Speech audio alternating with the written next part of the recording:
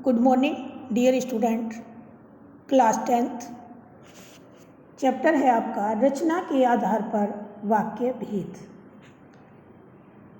जो अब तक आप लोग ने पढ़े हैं वे अर्थ के आधार पर वाक्य भेद पढ़े थे, लेकिन ये रचना के आधार पर वाक्य भेद है। इसकी परिभाषा: ऐसा सार्थक शब्द समूह जो व्यवस्थित हो तथा उसका आशय प्रकट पूर्ण रूप से होता हो, अर्थात कि जो कुछ हमारा जो वाक्य है वह ऐसे शब्द समूहों से निर्माण हुआ हो और व्यवस्थित भी हो और वह अपना पूरा अर्थ प्रकट करता हो, वही वाक्य कहलाता है। अर्थात ऐसे शब्द समूह से जो वक्ता बोलता है, जो वाक्य वह बोलता है, वक्ता मतलब बोलने वाला, और उसका बोलने वाले का सारा संपूर्ण आशय प्रकट हो रहा हो, समझ में आ रहा हो, वही वाक्य कहलाता है। जैसे राम ने धर्म की स्थापना की। राम ने धर्म की स्थापना की, राम कर्ता है यहाँ, और धर्म की स्थापना की, तो इसमें कर्ता और क्रिया दोनों हमें दिखाई दे रहे हैं, व्यवस्थित है। इसका मतलब यह शब्द समूह सार्थक है, अर्थात कि सही है, व्याकरण के नियमों के अनुसार व्यवस्थित भी है और अपना पूरा अर्थ प्रकट करता है। ठीक है, इसलिए यह वाक्य सही है। अब जब भी हम देखते हैं कि हमें वाक्य बनाना है, वाक्य का निर्माण करना है, तो उसके लिए भी हमें आवश्यकता होती है किसी चीज़ की। अब आवश्यकता में कौन सी चीज़ें होंगी हमारी, कौन से पहलू हैं हमारे पास, या कौन से पार्ट हैं हमारे, ठीक है, जिनके द्वारा हमें यह समझ में आएगा कि हमारा वाक्य इनके द्वारा बना है और व्यवस्थित है। वाक्य के घटक अर्थात कि अवयव, पार्ट, जिन अवयवों को मिलकर वाक्य की रचना होती है। ठीक है, जैसे जो उन्हें वाक्य के अंग या घटक कहा जाता है। जिन अवयवों से मिलकर उसकी रचना या निर्माण होता है उसे वाक्य के घटक कहा जाता है, अर्थात कि उसे घटक मतलब अवयव, पार्ट, वाक्य के मूल एवं नियमित घटक, जैसे कर्ता और क्रिया। कर्ता काम करने वाला जो भी कार्य होता है, ठीक है, और क्रिया उसके द्वारा जो की गई है। इनके बिना वाक्य की रचना संभव ही नहीं है। ठीक है, उदाहरणतः जैसे कि संक्षिप्त वाक्य मैं आपको बताऊंगी, एक छोटे से वाक्य जो कि कर्ता और क्रिया दोनों ही है। जैसे सीता मिली, क्या है, सीता मिली, सीता क्या है, कर्ता, गीता गाएगी, गीता कर्ता, और मिली क्या है, क्रिया, गाएगी क्रिया। तुम जाओ, तुम कर्ता और जाओ क्रिया। तू आ, तू मतलब कर्ता। ठीक है, इस तरह के वाक्य जो हैं आपके, ये कर्ता और क्रिया से निर्मित है दोनों। अतः ये सभी वाक्य कर्ता जैसे कि कौन है, सीता, गीता, तुम, तू, आप, और क्रिया कौन सी, मिली, गाएगी, जाओ, पढ़े आदि। इनकी सहायता से ही हमारा वाक्य की रचना संभव है। ठीक है, इन्हीं के द्वारा हमारी वाक्य की रचना संभव है, नहीं तो इनके बिना हमारे वाक्य का निर्माण नहीं हो सकता। जैसे विशेषण, क्रिया विशेषण, ये आदि भी घटक हैं इसके। ठीक है, जो एक अनिवार्य रूप से कर्ता और क्रिया होते हैं, लेकिन ये हमारे ऐच्छिक घटक हैं, अर्थात कि ये समय के अनुसार, मान लीजिए विशेषण किसे कहते हैं, जहाँ विशेषता बताई जा रही है। किसी वाक्य में अगर विशेषता बताई जा रही हो तभी तो हमारा विशेषण आएगा, वरना नहीं आएगा। ठीक है, इसी तरह से क्रिया और विशेषण है। तो ये सारे जो चीज़ें हैं हमारी आवश्यकता के अनुसार आती है और वाक्य से चली जाती है, अर्थात कि ऐच्छिक होती है, और अनिवार्य जो घटक है हमारे कर्ता और क्रिया है। ठीक है, अब इसमें आ जाता है आपका उद्देश्य और विधेय। उद्देश्य और विधेय। कर्ता और क्रिया पक्ष के अनुसार वाक्य के दो पक्ष होते हैं, एक उद्देश्य और एक विधेय। उद्देश्य क्या कहलाता है? वाक्य में जिसके बारे में कुछ कहा जा रहा हो, ठीक है, वाक्य में जिसके बारे में कुछ कहा गया हो उसे हम उद्देश्य कहते हैं। और इसके अंतर्गत जो कर्ता है, ठीक है, उसका विस्तार जो है, फिर जो कर्ता का विस्तार है वह विशेषण हो या संबंध बोधक हो या भावबोधक, जैसा भी है आ जाते हैं, ऐसा नहीं है, कोई भी आ सकता है, वह हमारा विधेय कहलाता है। जैसे उद्देश्य के विषय में जो कुछ कहा जाए, उद्देश्य के विषय में जो भी कुछ कहा जाए उसे विधेय कहते हैं। इसके अंतर्गत क्रिया का विस्तार, कर्म का विस्तार आदि आ सकते हैं। मतलब कर्म किया जा रहा होगा तो कर्म का विस्तार होगा, क्रिया होगी तो क्रिया का विस्तार होगा। जैसे आप देखिए इसमें, इस कक्षा का सर्वश्रेष्ठ धावक धर्मेंद्र प्रतियोगिता में भाग लेगा। इस कक्षा का सर्वश्रेष्ठ धावक धर्मेंद्र प्रतियोगिता में भाग लेगा। तो इस वाक्य में उद्देश्य क्या है उसका धर्मेंद्र का उद्देश्य क्या है? इस कक्षा का सर्वश्रेष्ठ धावक कौन है? धर्मेंद्र, ये हमारा उद्देश्य है। और विधेय क्या है? प्रतियोगिता में भाग लेना। क्या है?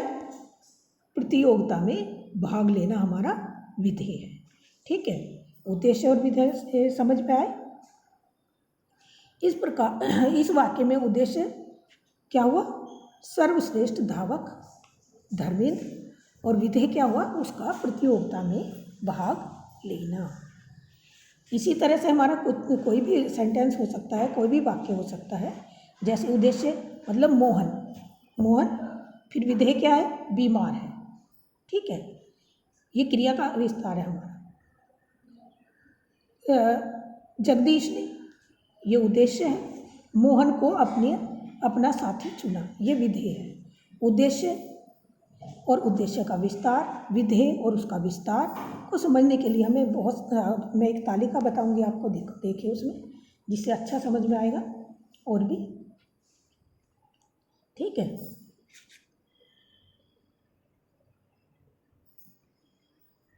ये है। ठीक है, जैसे वाक्य है हमारा, परिश्रमी व्यक्ति, ठीक है, परिश्रमी व्यक्ति सफल रहता है। व्यक्ति क्या है हमारा? ठीक है, व्यक्ति क्या है? उद्देश्य। ठीक है, उद्देश्य का विस्तार क्या है?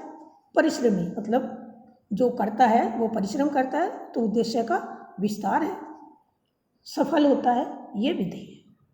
इसी तरह से तेजस्वी चाणक्य मंत्री बनने में सफल रहा। चाणक्य कौन है? उद्देश्य। तेजस्वी कौन है? उद्देश्य का विस्तार। मंत्री बनने में सफल रहा। इसी तरह से आपके ये तालिका के द्वारा जो निर्मित किया गया है, उद्देश्य का विस्तार है। ठीक है, अब इसी तरह से आपके, ये तो मैंने सिर्फ वाक्य आपको बताएं कि हमारा वाक्य का निर्माण कैसे होता है। इसी तरह से सीता पुस्तक लिखती है। सीता कौन है? उद्देश्य है। विधेय का विस्तार क्या है? पुस्तक। ठीक है, लिखती विधेय। राधिका लिखकर ही उठेगी। राधिका लिखकर, यह भी विधेय है, लिखकर। और सीता, यह राधिका उद्देश्य। ठीक है बेटा, अब आप देखेंगे सरल मतलब कि वाक्य तो हम देख चुके कैसे हमारे वाक्यों का निर्माण होता है, लेकिन अब हमें ये देखना है कि सरल वाक्य कैसे बनता है हमारा। ठीक है, सरल वाक्य, जिन वाक्यों में एक मुख्य क्रिया हो। हम जब सरल वाक्य देखेंगे, अपना सरल वाक्य का जो पहचान है वो क्या होगी? जिन वाक्यों में एक मुख्य क्रिया हो उन्हें सरल वाक्य कहते हैं। सरल वाक्य में मुख्य क्रिया कौन सी होती है? एक ही होती है। जैसे पानी बरस रहा है, जैसे कि पानी बरस रहा है। बच्चे मैदान में खेल रहे हैं। मोहन पुस्तकें खरीदकर घर से होता हुआ आपके पास पहुंचेगा। ठीक है। अब इसमें क्या है, इसमें क्या है कि पानी बरस रहा है तो मुख्य क्रिया हुई ना। बच्चे मैदान में खेल रहे हैं, मुख्य क्रिया। क्रिया क्योंकि हमेशा बाद में लगती है, ठीक है। अब इसमें सरल वाक्य में हमारे में एक मुख्य क्रिया एक होगी, लेकिन वैसे जो क्रिया होगी वो 1 से 5 तक भी संभव हो सकती हैं। पानी बरस रहा है मतलब एक है, बच्चे मैदान में खेल रहे हैं, ये 2 क्रिया हुई। इसमें मोहन पुस्तकें खरीद कर घर से होता हुआ आपके पास पहुंचेगा। तो इसमें कितनी बार, मतलब कि मोहन ने पुस्तकें खरीदी, फिर खरीदने के बाद घर होता हुआ आपके पास पहुंचा। तो यहाँ 1 2 3 क्रिया हुई, लेकिन पास पहुंचेगा मतलब पहुंचेगा तो वही, इसका मतलब मुख्य क्रिया हमारी इसमें एक ही है। अर्थ इसमें क्रियापद के उदाहरण है, वह साधु है, वह फुटबॉल खेला, बच्चा हंसा, ठीक है। इसमें क्या है, क्रियापद हमारे एक है। अब 2 क्रियापदों के उदाहरण देखिएगा। वह विद्यालय जाता है, मतलब विद्यालय और जाता है, ठीक है। इस तरह से 3 क्रियापदों के उदाहरण, वह खाता जाता है, खाता और जाता है। तो हमारी मुख्य क्रिया जो है इसमें एक ही होती है सरल वाक्य में। मुख्य क्रिया की पहचान, मुख्य क्रिया की पहचान यह है कि उसमें वाक्य समाप्त होता है, अर्थात कि मुख्य क्रिया हमेशा लास्ट में होती है, अतः उसका अर्थ पूर्णता मिलता है। जैसे कि उपयुक्त वाक्यों में जीत लेता है क्रिया नहीं, या उसमें पूर्ण नहीं होगा, इसलिए वह मुख्य क्रिया नहीं है। शेष क्रियाएं वाक्य की अनिवार्य नहीं होती, ऐच्छिक अंग होते हैं, लेकिन जो सबसे लास्ट में जो क्रिया होती है वही हमारी मुख्य क्रिया होती है और वही पूरा अर्थ भी देती है। मान लिया जाए, जैसे अब आपने ऊपर ही देखा कि वो मोहन पुस्तक खरीद कर कहीं भी गया, लेकिन कहाँ पहुँचा, उस आपके पास पहुँचना। अब चाहे उसने बुक खरीदी या कुछ भी घर से होता हुआ या किसी भी रास्ते से आया, लेकिन आपके पास पहुँचना है, ठीक है। इस तरह से तो मुख्य क्रिया इसकी एक ही होगी। अब आता है आपका संयुक्त वाक्य, सेकंड पार्ट है संयुक्त वाक्य। संयुक्त वाक्य सरल भी है, आसान भी है।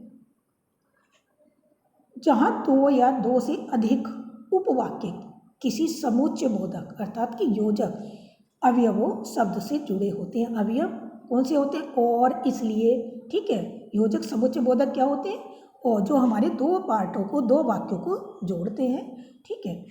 हमने सुबह से शाम तक बाजार की खाक छानी, हमारा एक जो वाक्य कंप्लीट हुआ, किंतु काम नहीं बना, किंतु काम नहीं, 2 वाक्य हो गए। किंतु हमारा क्या है, योजक वर्ड है हमारा, समुच्चय बोधक है ये, ठीक है। इस तरह से अब आ जाता है आपका जल्दी चलिए अन्यथा बहुत देर हो जाएगी। जल्दी चलिए अन्यथा, अन्यथा भी योजक वर्ड है, अन्यथा क्या है इसमें, योजक वर्ड है ये, ठीक है। जो हमारे शब्दों को जोड़ देने वाले होते हैं, वो संयुक्त वाक्य में 2 वाक्य होते हैं, और इसमें 2 वाक्य होने के बाद में हमारा जो वाक्य है दूसरे पर आश्रित नहीं होता, बल्कि दोनों का अर्थ अलग अलग ही हमें संभव हो जाता है, मिल जाता है, ठीक है। इसकी बहुत सारे पहचान है, वो मैं बता रही हूँ आपसे, दिखा रही हूँ आपको। जैसे इधर अध्यापक पहुँचे और उधर छात्र एक एक करके खिसकने लगे। पहुँचे, इसमें पहुँचे क्या है आपका एक, और तुम्हारा योजक है इसमें, ठीक है। इसी तरह से आप अब आगे इसकी और पहचान देखिएगा। और रात हुई और तारे निकले, रात हुई और तारे निकले, ठीक है। बरसात हुई और हम भागने लगे, बरसात हुई और हम भाग, और इसमें योजक। तो संयुक्त वाक्य के में 2 वाक्य होंगे हमारे, और उनकी पहचान है और, इसलिए, परंतु, या, ठीक है, नहीं तो, इस तरह से, ठीक है, ठीक।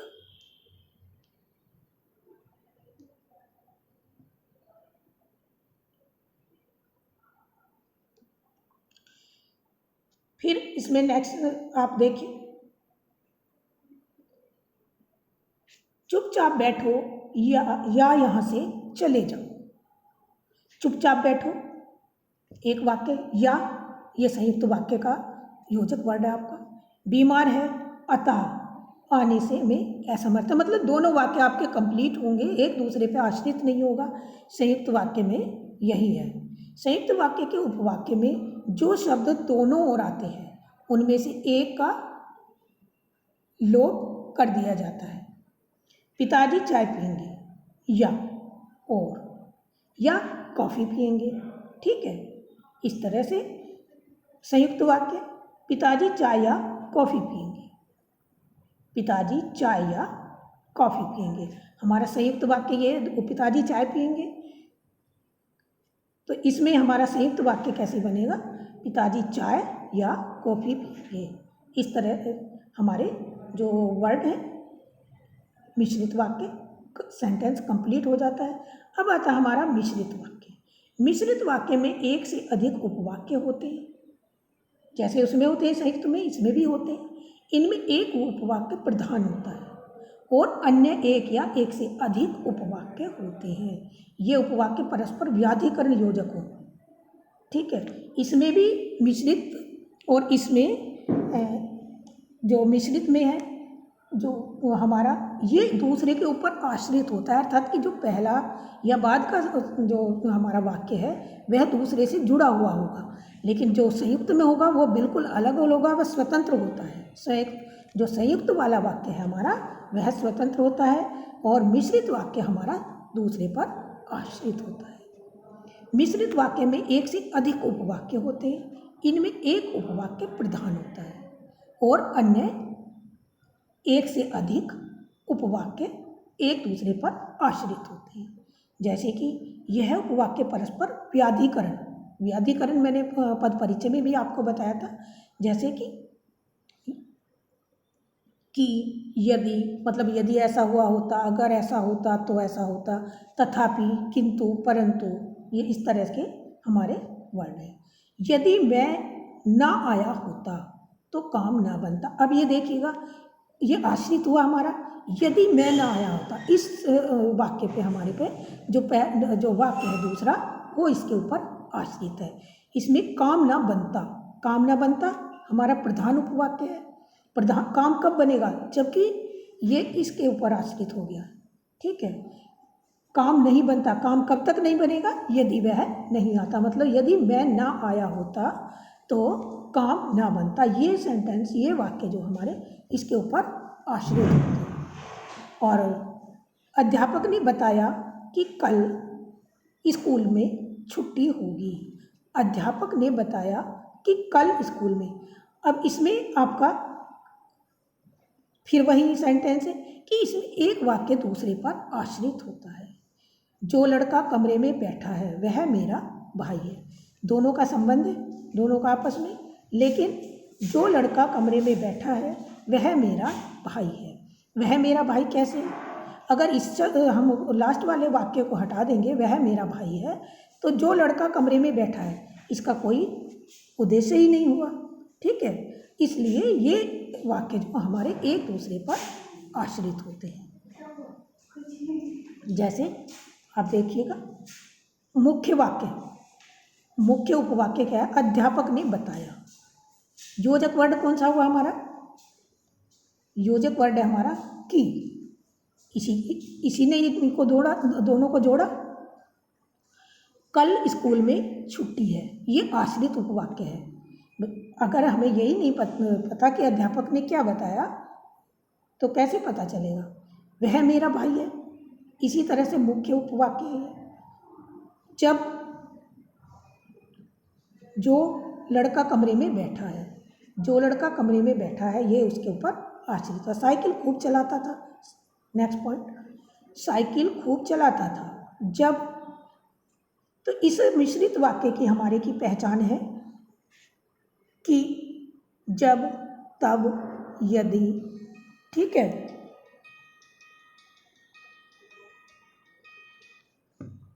इस तरह से। अब इसमें सारे जो हमारे जो वाक्य होते हैं, ठीक है, जैसे संज्ञा उपवाक्य, मिश्रित वाक्य में संज्ञा के ऊपर आधारित होते हैं, क्रिया विशेषण के ऊपर आधारित होते हैं, विशेषण में भी होते हैं। तो इन शब्दों में वैसे इस तरह की सब पहचान होती है। संज्ञा उपवाक्य, जो उपवाक्य प्रधान वाक्य की किसी संज्ञा या संज्ञा पदबंध के बदले में प्रयुक्त हुआ हो, उन्हें हम उपवाक्य कहते हैं। रहीम बोला, अब यहाँ ये रहीम क्या है आपका? संज्ञा।